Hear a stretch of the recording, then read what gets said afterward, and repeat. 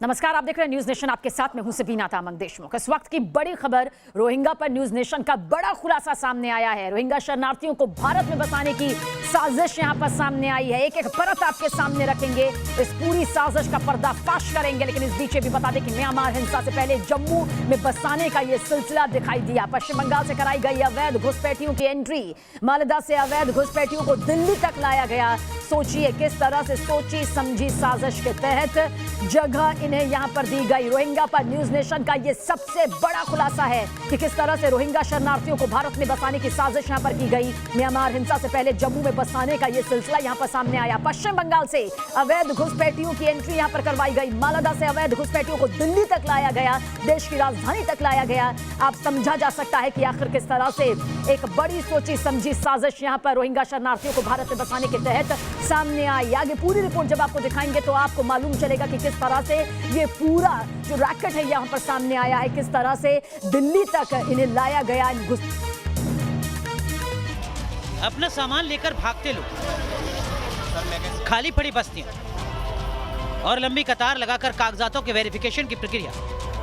जम्मू से आई ये वो तस्वीरें हैं जिन्होंने देश भर में एक बार फिर से रोहिंग्याओं के मुद्दे को हवा दे दी। बंगाल के मालदा से लेकर दिल्ली और जम्मू तक सुरक्षा एजेंसियां अलर्ट, कई सवालों के जवाब तलाशे जा रहे।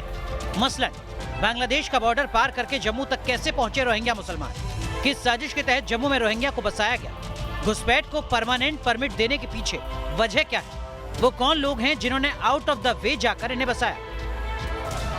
और सबसे बड़ा सवाल, क्या जम्मू की डेमोग्राफी बदलने के लिए इन रोहिंग्याओं को हजारों किलोमीटर दूर बांग्लादेश से लाकर बसाया गया।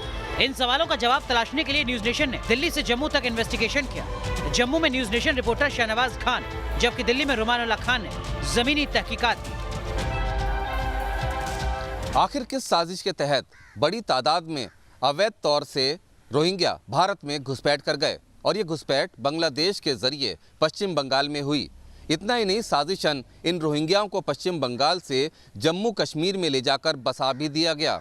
दरअसल ये देश के कुछ खास हिस्सों में पॉपुलेशन डेमोग्राफी को बदलने की साजिश है और इस साजिश से जुड़े हुए लोग पश्चिम बंगाल से लेकर दिल्ली और जम्मू कश्मीर तक फैले हैं। आज नेशन इन्वेस्टिगेशन में हम इसी रोहिंग्या वाली साजिश की पड़ताल करेंगे। सबसे पहले इन तस्वीरों को देखें। किसी के सिर पर सामान है तो किसी की गोद में बच्चा। जम्मू में सालों से रहने वाले ये वो रोहिंग्या मुसलमान हैं जिन पर बीते 7 मार्च को शासन प्रशासन ने एक्शन लिया तो हर तरफ हड़कंप मच गया। इस एक्शन में फॉरेन एक्ट का उल्लंघन कर गैर कानूनी तरीके से आए रोहिंग्या रिफ्यूजियों का वेरिफिकेशन करके करीब 155 लोगों को होल्डिंग सेंटर भेजा गया। पुलिस और जो प्रशासन है उसने यहाँ पर जो वेरिफिकेशन का प्रोसेस है उसको यहाँ पर लगातार चालू रखा है और लगातार वेरिफिकेशन जो है वो लगातार यहाँ पर रोहिंग्या रिफ्यूजीज की हो रही है। और ये अब फिलहाल देखा जा रहा है कि कितने ऐसे रोहिंग्या रिफ्यूजी हैं जो इस समय जम्मू में यहाँ पर रह रहे हैं। जम्मू में हुई इस कार्रवाई का असर दिल्ली में दिखा।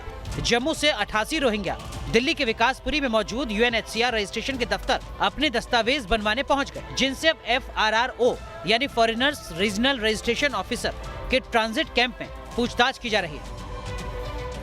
नेशन इन्वेस्टिगेशन में अपनी पड़ताल करते हुए हम FRRO के दफ्तर पहुंचे। यहाँ पर हमें पता चला कि UNHCR के दफ्तर से जो रोहिंग्या थे उनको FRRO की टीम अपने साथ अपने कैंप में लेकर गई, जहाँ पर उनका मेडिकल चेकअप हो रहा है, साथ ही कोरोना टेस्ट होगा और साथ ही उनके दस्तावेज़ों की भी पड़ताल की जा रही है। ये जानने की कोशिश की जा रही है कि आखिर वो किस तरीके से म्यांमार से जम्मू कश्मीर पहुँचे और जम्मू कश्मीर से फिर दिल्ली कैसे पहुँचे, किन लोगों ने उनकी मदद की, कितने लोगों के पास जो दस्तावेज़ हैं वो पूरे हैं और कितने लोगों के पास नहीं है। इस जांच में कई अहम चौंकाने वाले खुलासे हुए हैं और इस बात की उम्मीद है कि भारत में रोहिंग्या को घुसाने की जो साजिश है उससे जुड़े हुए चेहरे जल्द ही इस पूछताछ के बाद बेनकाब होंगे। सवाल यह है कि अवैध घुसपैठिए म्यांमार से जम्मू तक कैसे पहुंचे। ये जानने के लिए आपको देश में रोहिंग्या आबादी को समझना होगा। रोहिंग्या मुसलमान 1980 से भारत आ रहे हैं। UNHRC से रजिस्टर्ड रोहिंग्याओं की संख्या 14,000, जबकि एक अनुमान के मुताबिक भारत में करीब 40,000 रोहिंग्या हैं। साल 2020 में ही सरकार ये कह चुकी है कि अवैध घुसपैठिए बिना किसी दस्तावेज के भारत में एंट्री करते हैं, इसलिए इनकी सही संख्या का कोई रिकॉर्ड नहीं। भारत में जम्मू हैदराबाद, हरियाणा, उत्तर प्रदेश, दिल्ली एनसीआर और राजस्थान के अलग अलग जगहों पर रोहिंग्याओं की बस्ती है। सबसे ज्यादा रोहिंग्या जम्मू में बसे हैं। जानकारों की माने तो रोहिंग्याओं को जम्मू कश्मीर में धीरे धीरे पहुंचना और बसना एक बड़ी साजिश का नतीजा है। ये एक बहुत साजिश का केस बन सकता है, क्योंकि 2008 से 2016 तक ये हज़ारों की तादाद में पहले ये बांग्लादेश में आए थे और वहाँ से बांग्लादेश से लेके ये कश्मीर में, ये जम्मू कश्मीर में पहुँचे। इंसानियत और रोजगार की आड़ में जम्मू की डेमोग्राफी को बदलने के लिए इस पूरे खेल में अलगाववाद और मजहबी राजनीति पूरी तरह शामिल रही है। भारत में पश्चिम बंगाल का मालदा अवैध घुसपैठियों का बड़ा ठिकाना है, जहां से रोहिंग्याओं को पहले दिल्ली और फिर वहां से जम्मू तक भेजा जाता रहा है। रोहिंग्याओं की पूरी यात्रा को देखिए और समझिए। म्यांमार से बांग्लादेश की दूरी 1145 किलोमीटर है। बांग्लादेश से मालदा की दूरी करीब 371 किलोमीटर है। मालदा से दिल्ली की दूरी 1496 किलोमीटर है और दिल्ली से जम्मू की दूरी करीब 588 किलोमीटर है। सोचने वाली बात है कि ना तो म्यांमार और ना ही बांग्लादेश की सीमा जम्मू कश्मीर से सटी है। संस्कृति और खान पान भी अलग है, तो फिर हजारों किलोमीटर दूर वहां रोहिंग्या आखिर कैसे बस गए? सोचिए कि ये घुसते हैं बंगाल के बॉर्डर से, असम के बॉर्डर से, और निकलते हैं जाके जम्मू, निकलते हैं जाके ये अजमेर। तो बहुत प्लान्ड वे में भारत में चारों तरफ इनको बसाया जा रहा है। जम्मू कश्मीर में रोहिंग्या शरणार्थियों के पहुंचने की जांच पड़ताल में चौंकाने वाले तथ्य सामने आ रहे हैं। सुरक्षा एजेंसियों के मुताबिक म्यांमार में नस्ली भेदभाव और हिंसा शुरू होने के काफी पहले से रोहिंग्याओं को जम्मू में लाकर बसाने का सिलसिला शुरू हो गया था। कहीं ना कहीं सरकार भी इनको, जो तब की सरकार जो जहाँ से कांग्रेस, पीडीपी, एनसी, इन्होंने इनको बसाने में, यहाँ पे रहने में, इनको Aadhaar card, voter card, ration card, यहाँ तक कि पीआरसी, परमानेंट रेजिडेंट सर्टिफिकेट तक एक्वायर करने में यहाँ पे एडमिनिस्ट्रेशन से मदद करी है।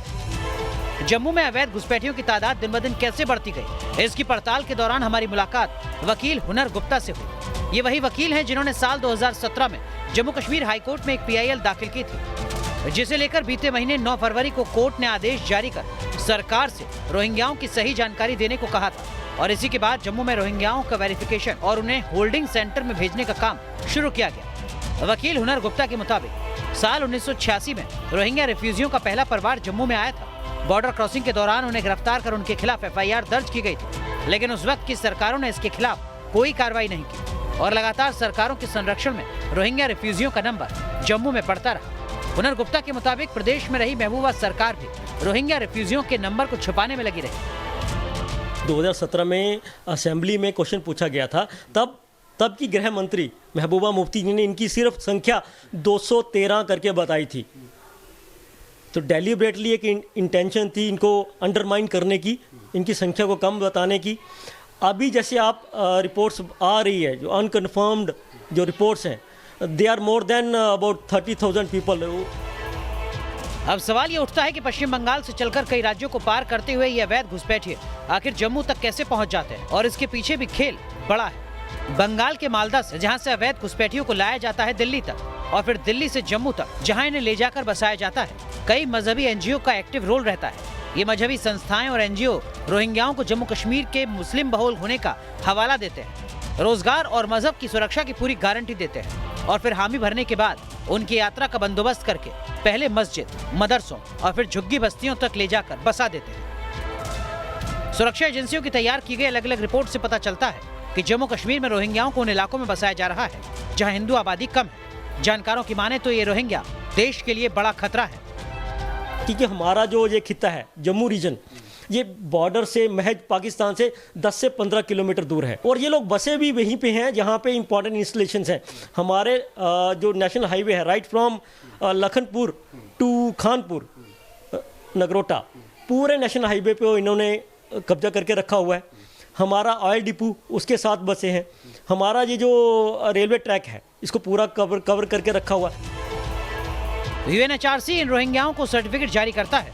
रोहिंग्या रिफ्यूजियों का भी ये तर्क है कि वो यूएनएचसीआर का कार्ड बनाकर एक रिफ्यूजी की तरह जम्मू में रह रहे हैं, लेकिन ये कई बार साबित हो चुका है कि घुसपैठियों ने सांठगांठ करके गैर कानूनी voter I card, Aadhaar card, यहाँ तक कि पासपोर्ट तक बनवा लिया है, जिनकी जांच की जा रही है। जम्मू कश्मीर में रह रहे अवैध प्रवासियों को विदेशी अधिनियम की धारा 3(2)E के तहत होल्डिंग सेंटर भेजा जा रहा है, लेकिन अब इसके खिलाफ आवाजें उठनी शुरू हो गई हैं। सुप्रीम कोर्ट में एक याचिका दायर करके अवैध प्रवासियों के प्रत्यर्पण से बचाने की गुहार लगाई गई। जम्मू से शहनवाज, दिल्ली से रुमानुल्लाह खान के साथ टीम न्यूज़ नेशन।